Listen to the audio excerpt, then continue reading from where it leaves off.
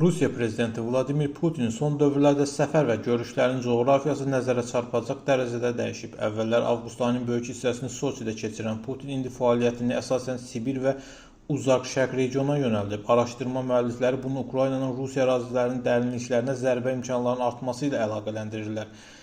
Vladimir Putin son səfərlərini və Kreml tərəfindən açıqlanan görüşlərin coğrafiyası siyasi ekspertlərində diqqətindən yayınmayıb.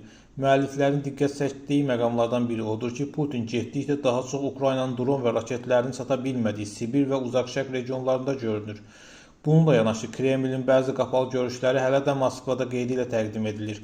Araşdırmaçılar bunun prezidentin real hərəkət marşrutunun gizlədilməsi ilə bağlı ola biləcəyini düşünürlər. Mövzu ilə bağlı danışan hərbi ekspert Sergey Migdal Ukraynanın uzaq mənzilli imkanlarının genişlənməsinə diqqət çəkib.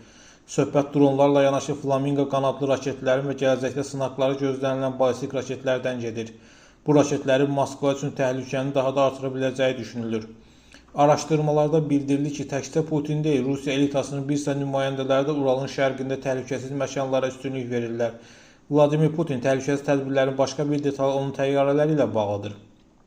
Araşdırmaya görə prezident Novosibirsk səfəri zamanı əvvəllər əsas prezident təyyarəsi olmuş, sonradan ehtiyat bord kimi istifadə olunan köhnə İl-96 ilə uçub. Belə ehtiyat təyyarələrin prezidentin əsas bordunun ardınca uçması onun hansı təyyarədə olduğunu müəyyənləşdirməyi çətinləşdirən təhlükəsizlik üsullarından biri hesab olunur.